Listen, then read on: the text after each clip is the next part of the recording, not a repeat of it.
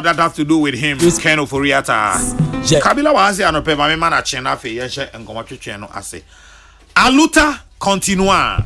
Victoria Aseta. You are my brother. Brothers for life. Brothers for life, for life, for life. Apom te saying. Me nana no say Srewenya. Simply no o won kwa o adi na ampa. Na unwu yesoso a Onim de ubenya. Okay. Enti aseda na de bema otwedi ampon. Se wama ene soso akọ ababeto yen. Ana se moja eguso yeden. Dia Frusani na yatim kwamu.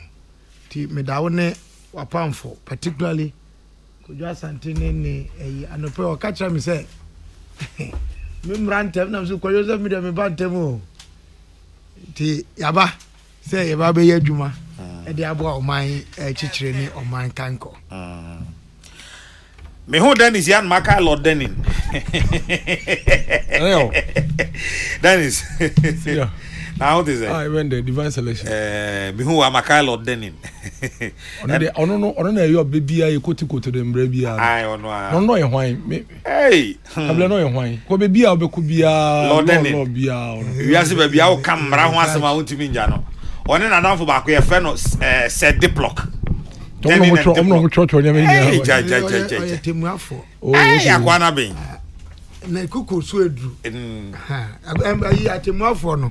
Enye nima onimu mra no nko a kodu ode beka asem no no kra mu enti o say asem bia o kai o say this is one for timorous souls dene emu edu but e dia ne den ne akomapa ne akoduro ka no kra e be boye nyina kadna Aluta me fa sakre hunti free kakra free no so anu asie nto de teko last week ya woda na Prempeh College Pearson Osan Appreciation Lectures.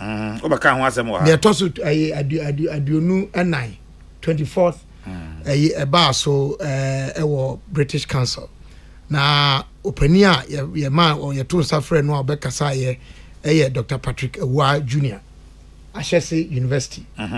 Kofa bae ono aso na odaso ye wo mupani. Na okasem bi o say virtuous, productive people. Virtuous, productive people build nations.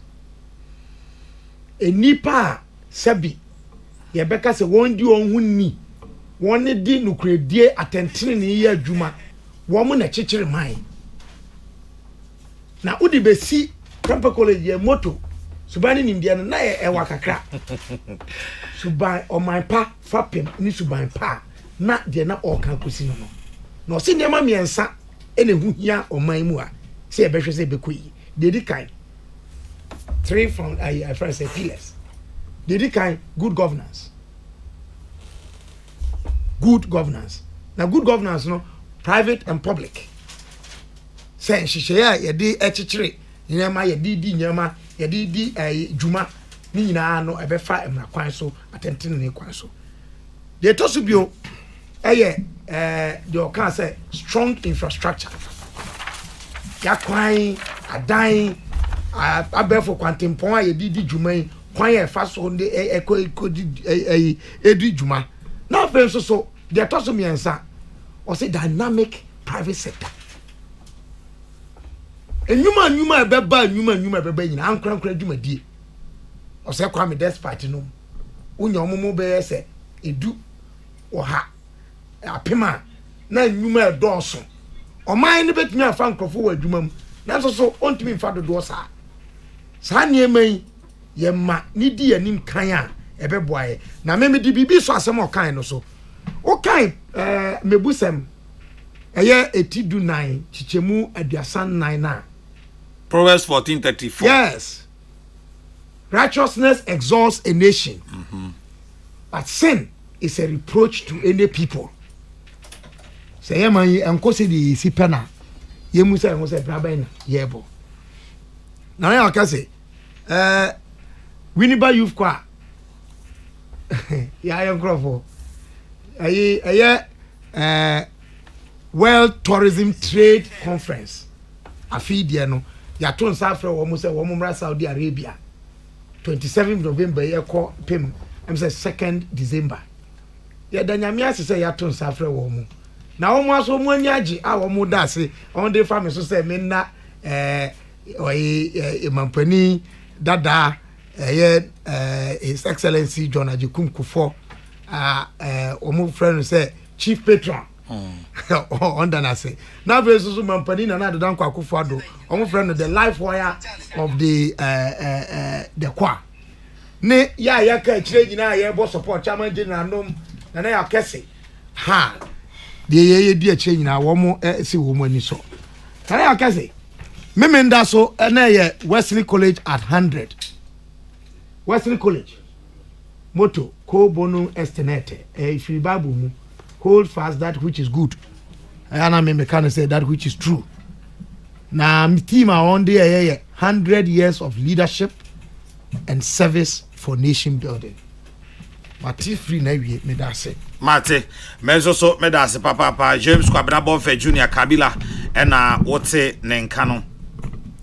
Anopei ma yemfa yako ma ye papa Elder Edu Eninkra Makion group of companies Elder anopei se kwasiare wante asem de o ma me nimpon eko ekura enti ma Mercy Mercy adepa Eninkra one ukunu Elder Eninkra mamo shedding na ebusuafo ni nyina Nyankopon enka mo ho na bibia nso so enye kama saa nso so ena nana ejenim boaten nana moaman hene nso so se odo bia se ubia obeta na echi ema ne kata na brewa echi no ono so oso da masepa se na otweda no ena edi kwasia de twa mu hinti ho hyehye ni nyina nso so ye de ba beto manim oso no ani wura otekokọ so oso oda na se papa saa nso so and the papa papti na se nimpon 2 terms MP ewo Madina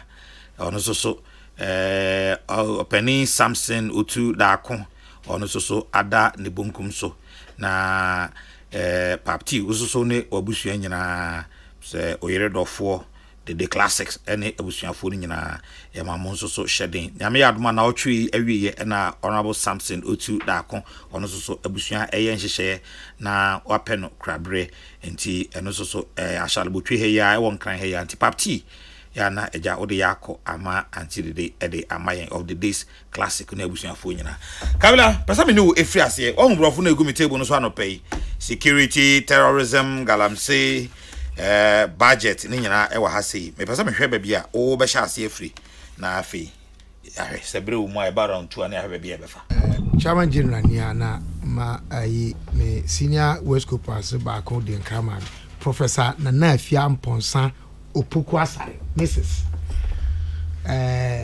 oyo benfumu okunini e wo Kwame Nkrumah University of Science and Technology na Michiano oye west copas ma one unu ayi omo sha se free Wesley College wa fa say omo ye ntafo ore nisa Mrs Ernestino Foriani na mini omu di nkomo me catch me sha ombo say eye den a omu kra no so be ba be duru chairman general ni ha de but esi no da say me de ma Cardinal Kabila ensama udi agu apon so no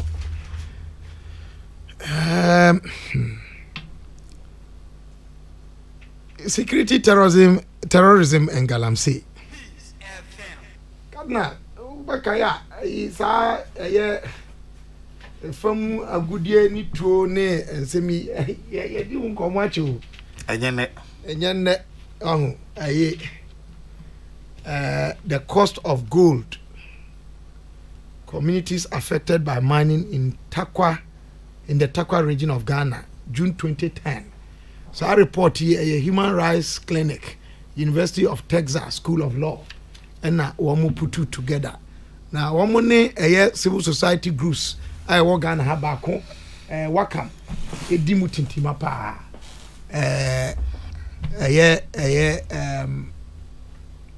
Human Rights Watch Augustine ayi nip mo so edi animu also omuma input echo sadi mu kadna ohwe nema akoso security reports any community reports concerns a free assemblies eba me sure say district assemblies local government omo nyina wo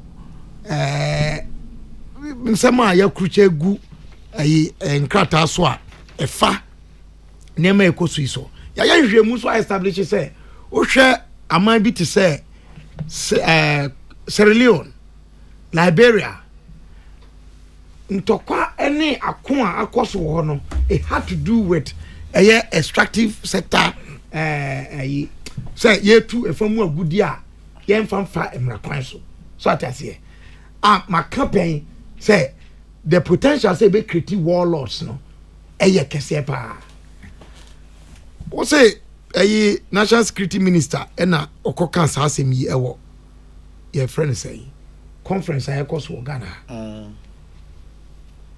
ade ayenim ntina mi busa say minister okan no me na mi ni ho mo na mo report na mo na mo de ato ya ponso nti bien na okan fa ho say na so ye as national security ministry no ono na all coordinating all the intelligence agencies within this country external internal again na womodi egu akwan mu say be ya ye be so ano obeka ya amri bia ema ne ho so ema ye di ho nkomo han mu dindinde kadna oman yi ya mamra matumi ma ho kwan say kwan bia ye betimi afa so adi djuma atwe nipa boyfo abre wo mase atu wo so sa no amamra yi ma ho kwan enti se yentu sa na mo no a edian na ama yentu sa anamo no me pesa me de ensem fua bi etwa ebomasem no etwafa obinfu bi aka na sem bi say o say okay Kabila before obaba obin for no dia so informer the obokrata no hwe page 5 anope ya I think 1, 2, 3, paragraph 4. Or say, however, he said the country's security forces were aware and are on a high alert to prevent any action of theirs. In Mali, Burkina Faso, the terrorists have always been attracted to gold and gold mining areas. Clearly, they try to make money from gold mining activities to undertake the criminal activities that they do. The criminals may want to take advantage of Galamsey activities in our country to raise money to do what they do in other countries and what they may plan to do in our country. We are aware of this. We are studying it.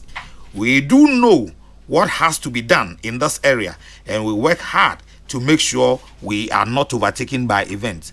But clearly, one way that you can make chop money to go and undertake some of these criminal activities is Galamsey. So it is of interest, he said. Maybe Kabila. Yo. Nti say nema wo mu de agu akode o kan nyina ne say wo mu enim. Na wo mu de enhihye soso agu akwan mu a wo mu etu esosa. Esana wo mu etu sosa no so da ne da no ade a ihunu say ase wo mu a edi bone no mom ahode no bro esana yetu wo mo so no eso enti eyeniema mienu ida say kwan ya yefa so atu sa no enye kwan a ebetimi ama ya bro ana yenya tumi ewo ne wo mu ye nsemone na wo mu di no so ana say yene yenkrofo a ya pa wonom ana yayi wonom say wo mu nkonkosom ema yentu sa esa no eni nkunim no wo mu nya no yie kwan no may be right but wo mu enye no yie there it can be two things and as a combination of the two the mesra ni say minister wo mu enhwe kwan ya ombefa so anya comprehensive approach and I say anamuntu a ehwe afanu nu nyina na say ehwe akwanuasa ni nyina so ema yenya kwan a yenya anuye ewo sadi so na nkomodie na ekoso abro so a eya na ha adwene na me ka asem bi say America mampani dada bi a yekunu ya John F. Kennedy and Oka said, when written in Chinese, the word crisis is composed of two characters. One represents danger, and the other represents opportunity. Say, wo ahunyahia bremu nsɛmfua a wode bɛka wɔ ayi China kasa mu no egyina hɔ ma nneɛma mmienu ɔse baako ɛyɛ kɔkɔbɔ ɛfa bibia ehu ɛso ana ho deɛ tɔso bio no ɛyɛ deɛ ɛka kyerɛ sɛ wowɔ kwan bi sɛ wobɛsesa ana ɔyɛ bibi foforɔ si yɛnhwɛ kwan a yɛbɛfa so asua saa nneɛma no na afei nso so me kakra ma hu ne sɛ ɛba ne sɛ yɛ anya afei ɛna ɛsɛ sɛ yɛbɛpɛ ntɛm apere ho akɔka sɛ yɛde sobɔ no bɔ ɛyɛ Dennis Miracles aboagye anaasɛ nana yɛ ɔkɛse na mmom yɛmmɔ mmɔden sɛ yɛbɛto yɛbo na yɛahwɛ kwan yɛbɛfa so atu anammɔmpa ehia na wo so na yɛde asodi ama sɛ tu ho anammɔ no wohwɛ na anammɔto no boro wo so a wotwe ho a sabi ɛnyɛ ɛboro me so ɛdeɛ na esi ho kwan but sɛ anammɔ a yɛsi tu wontumi ntu saa anammɔ no wo so so a wo so saa nneɛma yi kosi enkosi kɔda nkɔda wada ho kɔnɔngo kaya wo a wo nkɔ wo so a wo ma obi nkɔ I hope say yɛn nyinaa yɛbɛfa mu anammɔto na let me say this. Oye sure say yɛbɛsua biribi afiri mu. Me say me hope ebi sɛ yɛnsua deɛ yɛntansua deɛ nipa adasasu no daa ne danti nneɛma a ɛkɔ so nyinaa wobɔ nkɔmpo kɔ w'akyi a na yɛ kɛse yɛka ɛtɔ da koraa na ayɛ sɛ deɛ yɛabrɛ no eti national security minister with the greatest respect, you know, it is not enough to talk about the problem. Proffer solutions and work to implement the solutions. Mama ye ma adwenkyerɛfa anu ye no nko aho yentu ho anamo na mo nkomponko ye chie musa se ɛdeɛn ɛna yanye ne yie me fi sɛ de meka fa ho no na cardinal kakra masua about governance from both development studies and political science theory and practice. And he said, intelligence is the one key ingredient that guarantees good governance. Intelligence. Even budget allocations, it must have national security or an intelligence eye. How to spend, where to spend, when it should go. It should be guided. Enti oman ya bakosemu anya afre na mebe man fanto ho. Amamo bia ne ho akwa atwe, it is largely because of intelligence failure. And I say failing to adhere to the your friend saying advice gathered from intelligence. I see bebre adentia yakoye nim baako na say echi enan is not going to help anybody. Omanyi na na yakese ohwe in human resource ayewo pa na ohwe niam bia ya ye ma no tutu ya me fi say enye ebe from asuade a ebe boa ye ntie no me nka ma no wa ma wie wonom a ewo intelligence sector no mu no wo mu nimde, and there are personnel, people, human resource within this government and this country. Nana akese nipa ye wo nipa wo mu nimde wo pepa so mbetu anamon aye niema esefata yen amaya so ano. It's not just enough to know, but the courage to pursue the right is important. It's not enough to know. It's not only enough to cross over your willing, but pursue. Yeah, nothing. Not saying what you not no. It is not the critic who counts, but the man who is the setter of the arena, willing to make mistakes and correct them. Yes, sir. Oh, young from Swane, you can't feed na obi buafu. yɛse de wotwa sa no onim sɛ na chiachia okon so ne bo ahina ane na wo so hina ahina no na sɛ uti hinhim ne yɛhwɛ no babia wugina no yɛ ne yɛ ka tie mama ahina no mu ansa wa bɛka sɛ okon so ne bo ahina budget no na akase matters arising opa ma mentie ɛyɛ na the last round rank I budget ni other issue apesa oka yo why me that say Dennis ayo o you say tell me that say now I think say when it comes to issues of national security today threat of terrorist invasion there being in every day dance say I did say in a kai boom na yes so no the key word in space intelligence.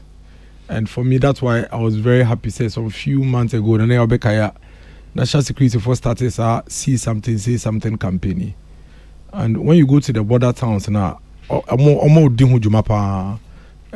vigorously. I think the government quite clearly, National Security Minister Kayana, government seems to be aware of the threats and obviously seems to be doing some work in that space. And a sure say you bet me about your mouth for a home buy. And I heard your cost around us. Ivory Coast for Abediomo dear cop. Burkina Faso, we just them. Togo Crady, I want to mean defining the year situation on womb. Any idea? It means that as on mine, you was so dear to make sure Sadiano and found how close it will get. It shouldn't get to us. I buy Eden Shishebi at Totoakwemu and connecting it with this Galamsey issue, we said that's why recently Mr. President decided to say a stepping up the fight against the menace, because the more I be less attractive, the better for us as a people. I can tell you for a fact, say as we speak, Yenyandi Tokwano Sunkunimi, Galamsey Yenyandi Sunkunimi, but across the country, a lot are going on in the mining districts. To ensure say able to be also one of the most encouraging things at the moment acquire oman for what some mining communities and they are omodo mo ha hye ntokonim na say I think that they are doing better. Assembly members and unit committee members and also are doing better. If you look at how some of them have begun chasing out Sagalam CSE from the community there seems to be a little bit of improvement in how the people are responding to this fight. You best say you need step up never you to be a free or of course terrorists ready na they are omade no moye no illegal enti emre bi omu hia illegal money enti baby a ombetumi akono monya illegal sources of funding to fund omudwumedie no. That's what that's what attracts them. Enti bia Ghana ha no oba ha enje say bia owo political and religious war bi oba beku ba ha no oba no oba be peace free no de akwa ntokwa ewo baby, and that puts all of us at a very very high risk, in all of its sense. But oko border towns na in fact ene ukuada efiada omampenia be the vice president ene ministers ni MPs ni DCs the 5 northern regions Equaco launch a new program BFN or Gulf of Guinea Social Cohesion Program. $150 million are buying Aquaco Jeffrey World Bank or ABBA. And now it's all geared towards a fight against terrorism. What this fund is basically going to do, they say 48 districts have been identified. They're supposed to be border towns. We are very close to neighboring countries now. Threat of terrorism and that's an act of terrorism, and the essence of South Sikeya Abayako Jiama district is to ensure you better build almost social cohesion and resilience against finding some of these things attractive. Because now when him say Paga say very close to Burkina and see terrorists ebe Paga na so mo kasa mo ba be recruitment of young people and now women ewo Paga ade ba ko pe na betumi am mutumi attract om disika so I just here nipa na bia na owie school ni adwuma ye osora no pa oni bibia ye onye bibia productive, the person is poor. Once he's below the borderline, the likelihood say terrorists be to be attracted on air high. Anything I buy, I said that this have for $150 million here. I call say omonje no more find develop communities. You know, in fact, just for me to give you a few details of it, you know, South 48 district, I think about 3 of them, Ekra Ewo, a friend is saying Uti region, in Kwanta North, in Kwanta South, and Kratche West. Kratche West, Kratche East, in Kwanta North, and in Kwanta South. They are also beneficiaries. And then all the border districts and the border communities now, your border Burkina, any neighboring countries, you know, they are also receiving it. And it's a lot of money if you look at it critically. Maybe it's a Boku say, just this year, they are receiving almost about 4 million Ghana cedis. And then next year they receive additional funding. 2024 they receive additional funding. I think it's running up to 2025. Pusiga, Binduri, Bolga, Bongo, Tempane, Garu, Sanerigu, Kasana Nankana, Tamale, Talensi, Boku West. Omunyina are beneficiaries of this funding. And the essence of the funding is to build social cohesion and resilience. And see, they are supposed to invest in projects ebema communities, you know, etumi aboabo mo no mahia. So they are building a lot of community centers, community markets, health facilities, water facilities. Ebi oha oko community ni mo, they have to walk about 1 or 2 kilometers and some of the riverside akosensu. The understanding of this friend is program ni say nipa ba ko benantia konsu na nakosa ono nko in isolation obedru ho no na obi akwakosia no na wadada no na wafa no de ne ko omu ni community centers bi omu to bi share din komo omu ni youth centers bi omu to bi share ehebo ebo spa na draft any ade enti abrante bi wo ho a omu start here omu brainwash no oni obi oni ni din komo because those facilities have not been provided in those communities. The boreholes, the water systems are now going to be built within the villages and the communities. Enti man be shia ho nkola ne be shia ho mbedi nkomo obi shia na se bia wati bibia no ne obi aka ho asem na nipa no so atibi na omotum omo ho fo ne ade. And these are all government intervention in working towards the fight and I said the threats of terrorism coming into our country. I think say ne kese no ene se yenyina ebobo ehun kokko ne ene manfo akasa say ntokwa ene word eba enim religious color enim political color enti ekwem bi ebefa so a ye be share intelligence ohun bibi a obeke bibi oti bibi a obeke bibi no ebeboa na aban so etumi take sa lead this close no na dia so sa enome na na me no si yo Dennis meso meda se papa na ya ma no esi Dennis eno no so ekasa ewie esisi ano awusafo James Kwabrabo Junior Kabila ena yeta friend Kabila ofia no pay ena Dennis so ewa homienu ena me no mo etwetwe enkomo nti se nam di kakan no nyame ya admo oba pani akua kunadu ma elder eninkra elder edu eninkra Makion group of companies ne maame oda form no nyame ya admo akwesi adai ena ombedi na otweda ewo esreso adagya old road nti oba pani akua kunadu da oni abusuafo nyina yamamo shedden ma mercy osusu wanyanziye Makion group of companies into yadamas yamamo shedden pa nyame enkamo ho Kabila afei budget kind of furiata to go or not to go anopay be sorry na me hu say majority for no issue statement say afei de omobeko akoye omadwuma said your moye no ama bibia akọ enti budget no nyame ya adoma ochena ebeba so hihye na egu akwa mu nyina bibia ensesan ebeba so afei ufuriata ene ho se nra ena nanka esese ad hoc committee no omo ede omo report no betudwa but omo se akiri omo ede beba maminti ba bia opese ode fa no pe Kabila budget me I am in pre-budget conversations. In fact, budget conversation and kasano. Yana minim dia who isha etia yana self. Yana me enti men nese me besesa free me a position on that. Near Mecca or Hunina and say Omampani edimu ena budget eba. Womu atumi kuta womu edimu ena budget eba. In fact, budget is supposed to be then is a Tiana correct me. The product of cabinet. Yes.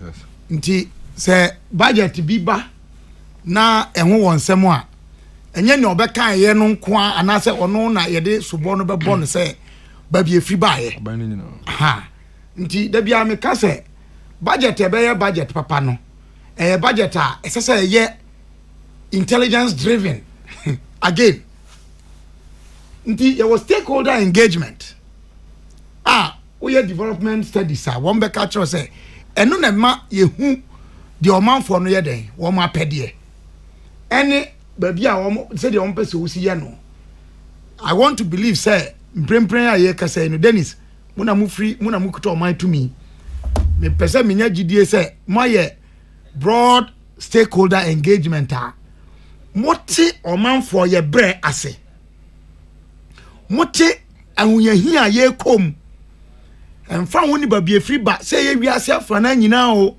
oman bia wo se de osifa so atu nanamo na budget e ba beto on mo no say one e be kan you say one e be kan you I will not go into that matter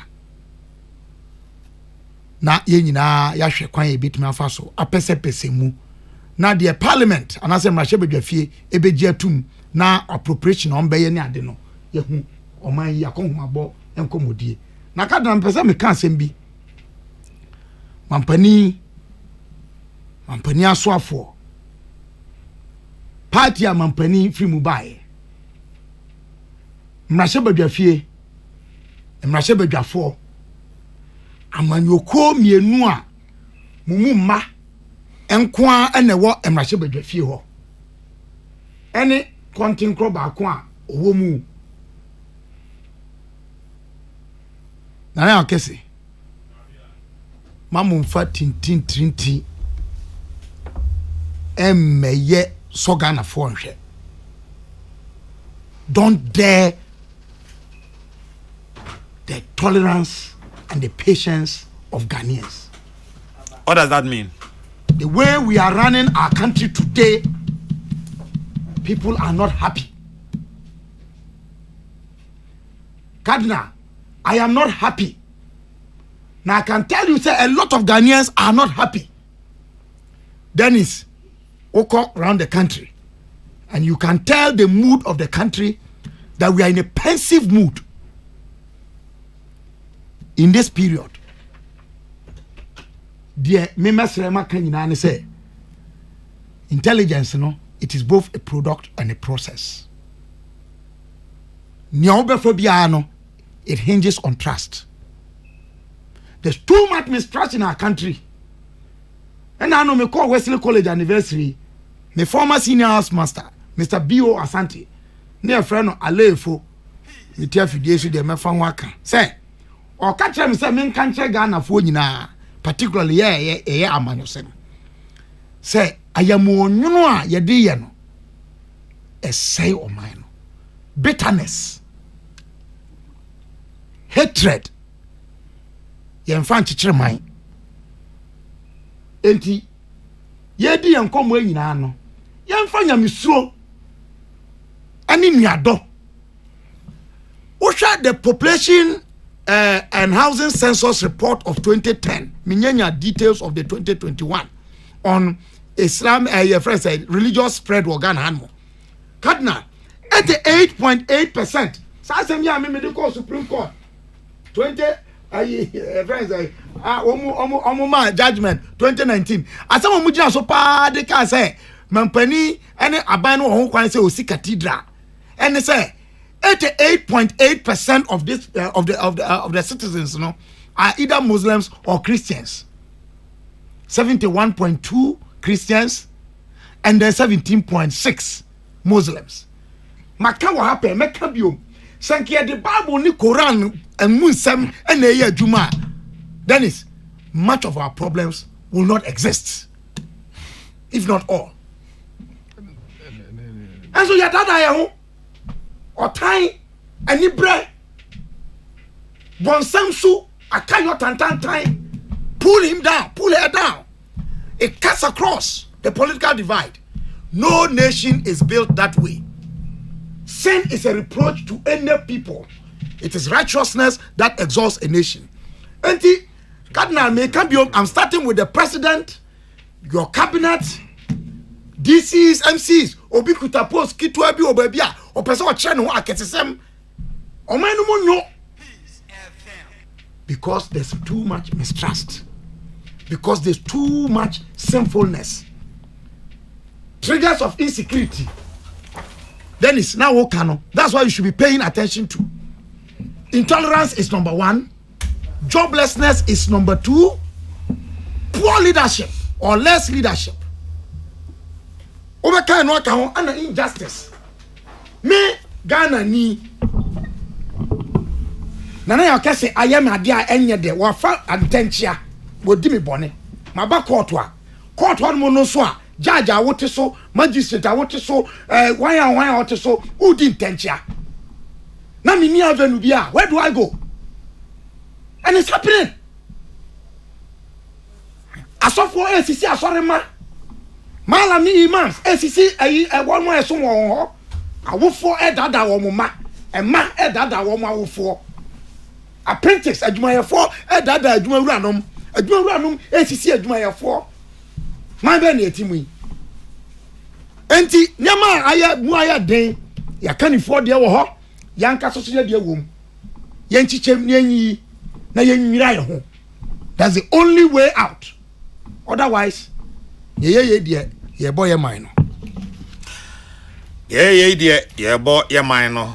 James Kwabena Bonfe Junior Kabila ena okasa CCA ma menkai etie for said Kokrokoo dwumadi text messages a ye de ebremu nyina adwumaku bi adawroma enche beka omho asama akiro GCB PLC adawroma ena ye de ebremu abre nyina ye kwa ye ba nyina nse e kire adwen e wo sa adwumadi hu a na esefata ba beka ho asam e de akire mo. But before that mama call Dennis so Dennis see bacho mama ntie wo I think so for the past 7-8 months nyina ye wo my way mu e be gia to mu say ye de highway speed and motorway speed pa na de akọ how de ahokyerem and yo within 3 months kwan a ECD efa so a depreciate ye I just say jump maybe figure but I think say as of January this year not dollar to CD and number 6 cedis on one now. And then somewhere around June I think a course but it was around 8 CD or say BP if I may be mistaken. But all of a sudden the hear and say CD a camera kwa 20 CD. And yet in the past 2 weeks or say 3 weeks and Yamia dom any few interventions are BOG any are buying putting in place and can be decent cabana her crank and number 2533. As a result of that, you know, obviously at the Oma yetim ye no ma ye dini no ma ye yusu e mu be 70 to 80% there. If you are breaching ever. And obviously dollar ninya cost run ma ye no ma nyina abo e cost ro including fuel or my use himself fuel ne bo cost ro school fees credit yetum. In fact I saw a tight to credit fuel cost ro into mubim nti ahoche pie fe na ahoche de real. We cannot run away from the fact to say in the last six months or my ahoche be mu pa. But Daniel, what is the essence of leadership? See, I can say ye candidate, and I say you say we a leader. A day painting you. And baby saying here, it is in such difficult times, and a on my and an independent biano, omu candy for an omu leader. se efo ne da fam na the expectation is say how bia emma anka menji ni se nka e beka say ye leaders enti me there I don't think say the issue is about all of us all of a sudden see e be sha say ne ye ya ye honam ne yatete ye honam are debi in the year 2017 ye omanpen na don kwakufa de so mbedi oman we nim no mboan ne enko ye nim we had a lot of challenges we had a lot of difficulties extreme hardship but that was why we chose him to come Yankopo adom ye nyina ye bedi adanse wo man we mu nobody can run away from that say na do bedi o man nim in 2017 no if 2017 kokopem 2019 December no man no you see kwan pass one sir we must be honest with ourselves we cannot run away from that anyhow na dwuma for yo modwuma wo kan ye ya na ese nkofo dwuma yi na ejina so yen kola na nkomu wie school omu kagire fie omu gire street mu no na na ye do mu nyina akɔhye school dan mu nkola no mu da mpa so mienu te classrooms 170 90 no na na yesi adan ni bi e ka homo mu emrante no mu ti fie no mu nya adwuma bebre na ebenya stop gap job through SANAPCO policy mo mu nya adwuma ye ehia for ma na ketre fie as a result of sika no mu nya nko teacher training and nursing training college e kofem. Now, we cannot run away from that fact. That is the essence of leadership. Unfortunately, Sanyama we nyina eguswa yetenetre na yesi kwampa so yebeko yenimpe. Ina ya reboni ye bimba wiase da since the last 120 years. COVID ebabeto yeswa. Eno so SMB dire ye mbrofo mu ebe ye free kwampa na enam no so eto ye twin baby kra. All over the world. Midimpo said, "Never know kasi Asia or I don't even know if China they've even opened up. All over the world, they're still locked down in China. Everybody struggled. Omo endi omo di dwa ye krane mefi omo China, Europe. Omo nyina kati production.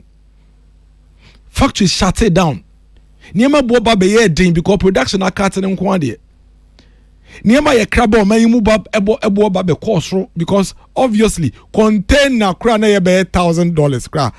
Yeah, the crane ba oman yimu ekwaya kokodu 13,000. Ete de ahonchire bae. We cannot run away from that. Interventions ya hodo bebre no oman we yankasa ye putting in place. Edumayefo eketine fie teacher for ni ade but oman no had to still pay them. Next for even when we were not ready as a nation, we have to recruit more of them. Now say your tour market your mom musika special incentives we.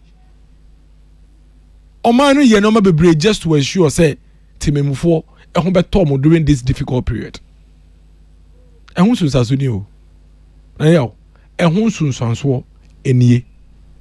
We cannot pretend as if say such simple straight narration yamame it didn't happen.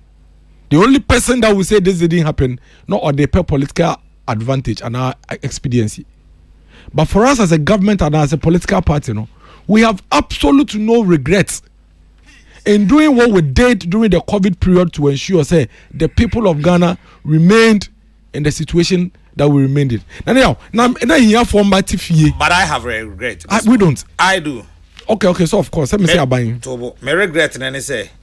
Ubi a osane people izuba no pay ya obrofo ni nyina we jan popo no so ebia meka e fede me fa free kabila ho kabila is da me timi da be kabila do charge ya e betimi ati aha nti ne wona me to aso facha me titwen enti na ne at some point citizens omo ye below lifeline omo nya adwuma oni adwuma ye ne nyuma say hwe tema factory shut down nti bebre na lifeline fo nyina no omo ye factory hands ne ade so aban step in at the oman ni sike tu omo nyina ho omo light bill no water bills momo teacher for omo nya adwuma ye tu omo ka nurse for ayen ready say ye bebo mo ka ye fa bi ka ho tu omo ka.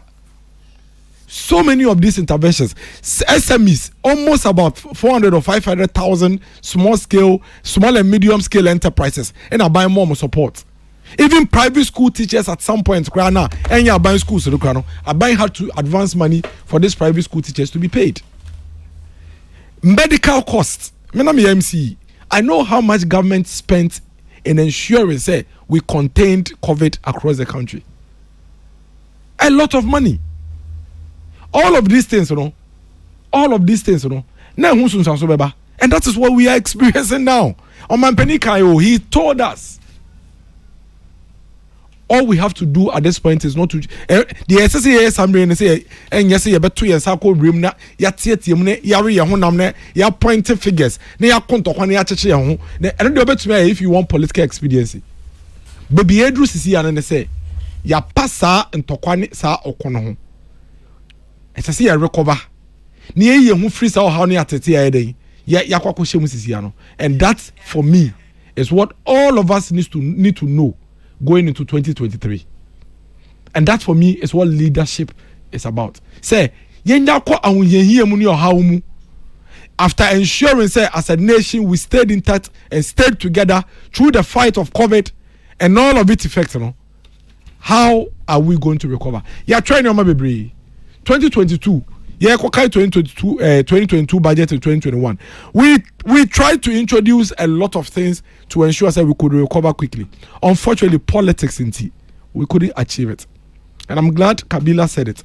And now, I am telling you, say, 30% of how are you in an accelerated form. And they can say, in 10 terms, why I don't call how 2022, no, it is because of unnecessary partisan politicking.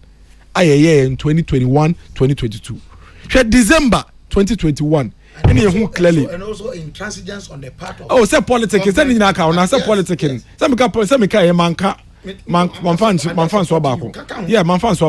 Politicking. Unnecessary politicking. Because anyhow, December, late December, January. Any who said no. Saying to me, I'm passing the revenue measures supporting the 2022 budget. We knew it all. We knew it. But then and I had acquire politics some half year. Answer all passing revenue measures to support your expenditure. Within that period, I will spend you. And then within that period, rating agencies now almost share your revenue against your expenditure and your ability to pay and so it's a brand new downgrade. Dennis Mimi's awesome. Are you in any way suggesting, say, because we are binding, or the idea na ba, na nipana wudi womso, nipana omunjuwe sanche and kase yura yati. I had dear sanche biomaya because we are binding. Oh, now what dear binding, trying. It must always be your way. What, I make us a mitro. This issue, we know what can go back and forth, sir. Me say. A lot of the challenges E-Levy is even facing is as a result of the prolonged politicking around it. I'm telling you. I am telling you. Sanka, any say whether we like it or not, we need to generate revenue domestically. Any a person or time and can say a person and can face a lot of these challenges. That is fact. Hey, I didn't say yet bano yegu hufia eton tampia anti answer ne bebano na nipa ne bebre krampo a build a saying barriers and resistance towards it. Now we need to generate revenue. Ghana ha na yeka ene akoma ye bofa ye ho ene eto yetua esua o compared to wiase afa na nyina all the countries we want to be like they pay more taxes than all of us. We cannot run away from that. We can't. We need to pay taxes. We can't only be demanding without paying. No, but I know TSCA. And then let me make it a point. Me know TSCA. Yenkwa yaka ma yendu be 40 say. Yendu 50%. I tuya aketuya fa bank ne. Yenkwa yesika na dodo na ebo man ni nyina ho ban. Good. But the me can say E-Levy for instance, na me nyin ni say Ghana for botai pa ni say yentua E-Levy. But the point was that percentage na urban etwa anywhere eba preko pesa no ye nan kakra wo ye year 1 na say bi kra ofo na enyasa general acceptance na year 2 percent increase already when yasa acceptance no but say me sha say every 1.75 yes it so kakra wo de teso na telcos no so nti omo de so at least na nya yi kakra o se da. Now whatever a point you make at this point, it still supports my argument. Say politicking no in a prolonged no nti na edu baby you do no. Enti na Kabila so catch you say am I hearing for the intransigence of the I agree. And so that's why I'm saying that anytime ka politicking man ka opposition man ka government politicking. So what you say? Enti it took us half year answer. Ye to me enya ekwan ye befa so a ye bewe. Sambre no na omo discredit this year that. And the discrediting and also downgrading of our rating in the international market, it's as a result of their course in 2023, 2022 early this year. Going forward, obviously, NTS they are making say their course 2022 budget no. Ebusuafo yen nyina yentiase say where we are today no, we are in this together. At least the last 3 months no actually yen say emu ya share nyina na etim eyenua nyina na etim enti no na ne yaw ekwan bia ye befa so a ye best take it together na ye pass this 2023 budget without those unnecessary partisan and trench politics no yanka ehumbom na 2023 budget die minority majority civil society organizations political party religious groups ye nyina yen take it together na yam passes our budget on time. Hwena ne budget passage no enye no ane say e ka say yes school dan ye be lorry kwan ye be fa nkola school mu ye be fa nkola adwuma mu ye bobo sa ne mani nyina no ne ye hwe bebi ye be fa sika ne fi ne den ye de aye empempi no ye kan budget we only pay attention to the revenue measures abide ba, but we never look at the policy measures and so abide ba to push development. We should compare both and look at both and ask ourselves, say, who can see a revenue measure in free way? Which program should be suspended? And should we suspend the program? On my etima, you see, the best system was 70% of your sika. And a friend is saying salaries. Yeah, we are near the 20 was a 25% takano. Akakotia a kaya day. And it's our my way, no. How do you develop if we don't come together and agree, say, we need to raise revenue? We need to raise revenue. That is what would support your development and PSU as a people. No? And we are begging. We should not even think of or attempt repeating what happened in 2021, 2022. And the conversation shouldn't only be about UFO, Tiweso. It should also be about any trust our program. It's our program. UFO. Send a baby to me. Baby. We need to understand ourselves going into the 2023 budget. See, I am sure, say, on the part of recovery, near PCS setting, able to be do and them. See, I understand now. See, I understand. Near say repeat 2022 budget issues there, and yet we should be ready for a more terrible times than we experiencing now. But from baby, who free ban? Who did say? I buy no SSA orally ubia around. Na obia ejai ne tintiri position a wateki no aban na aye enough to win the trust of the people, especially in some parliament. The whole say ya obia ejina nefa obia nso so petumi de na manyogo no. Michelle, I think say that has been done. Like I keep saying, I doubt if in consultations any discussions, you'd be able to satisfy everybody, but a consensus building. At this point, consultations have gone on extensively. In fact, I started a crowd check amongst stakeholders, civil society organizations, trade unions, bank managers, captains of industries. It has been going on for a very long time. The president has engaged them, market women, and a share budget. And unim say a budget is a composite budgeting. What it means is that a child budget of finance minister Bekano and young crime budget and Kwane Yabobo, they should assembly in the past weeks. I am budget. Or my budget hearing. And on Makanina boom ministries, departments, agencies in your budget. Or Makasomo individual budget too. And on Makanina boom. Is that not what it has been all the time? Yeah, no, Mickey. And no, and a China finance minister Babede or Babekano. Mestre say the conversation should be more on consensus building rather than media na me say me penny say inti menya ne sia yentu me say yen sadia. I am sure say 2023 you bet to me I recover quickly than we expect. And I mean that's Kabila Cardinal. Me pon Dennis T. Mr. Uno free. The American say from 2021 January 7. Mampani Nana Danko Akufo-Addo obi swaye. One my word don kuma numu any mama nyuku had made it clear. Nana ya omu kama ye nyina te say omema amamu aye modin. Na yese woni obi a waye se o sakra o hwanwasa obe chiane pa na say obe sase na obe sase wasa no woni ni di agra esese wo da ho so mo ahodaso no me fi say akakakra then is see omo enough consultations. I hope say post budget discussion no will show and I say will prove that.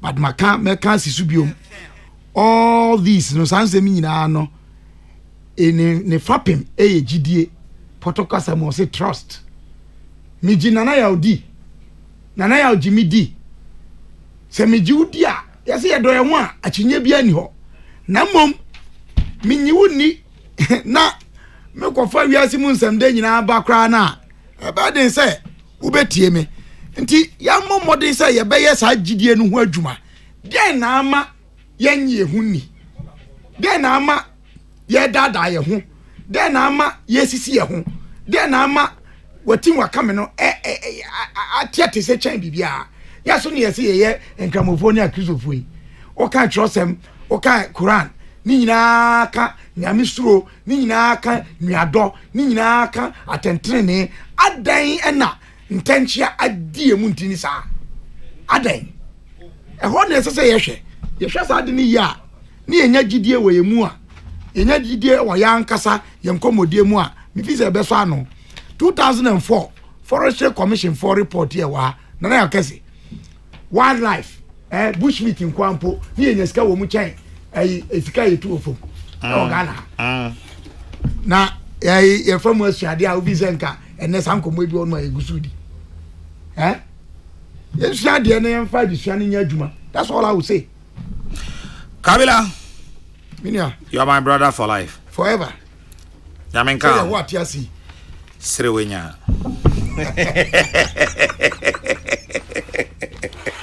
James Kwabrabo for Junior Kabila and it's our friend Kabila and Dennis Miracle Abuaje omo and you know I'm to train and command pay. Baf, mambia kakra no na menko na jamende.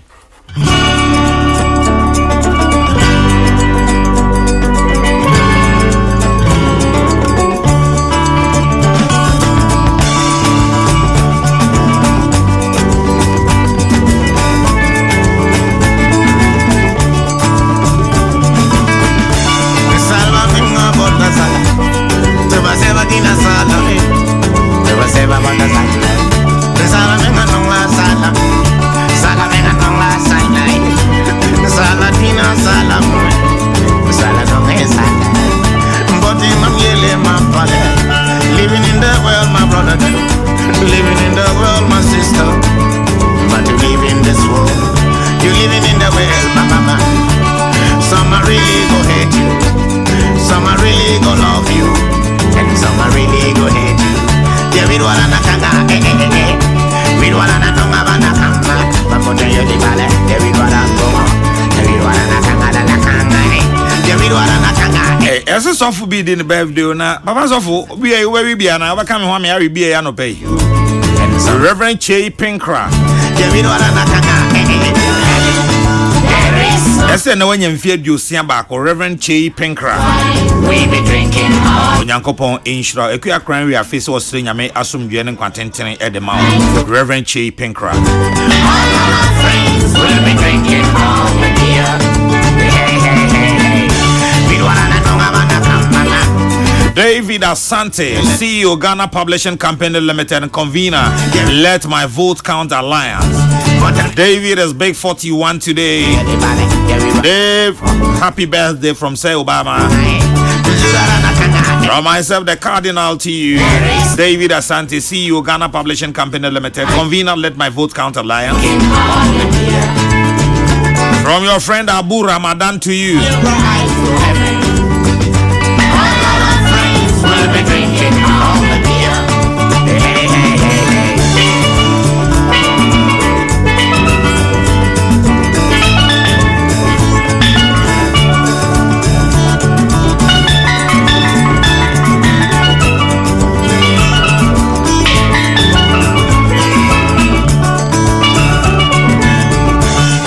Abusia me sorry. You want to talk a cry be every home. Sports for no better say. From Motua, Casiabono Beba, Casiabono Echi, sports for no better say. Amu ya beton adia kakra na sports for na san transibio. And the matches na ya sign 10-1-4-7. Yeah, news no there. Load no so better but air then ebeba just 8 p.m. pena Emma. That is why we be drinking. The radio sum ye jamu nyina o. Your friend na ya kese. We shall me na kakra sha ho abema mbie dia no friend the Cardinal. Ka ho so ye o no ankwa nkoto amane bia mu. The we ase ayeden. Onam so anu otutu 9 ye ankwa nkoto asembia mu ankofa asembia ma ho. Penisi enwa ohun ho so hwa onyini dane otope. The radio sum ye jawo. Makrao.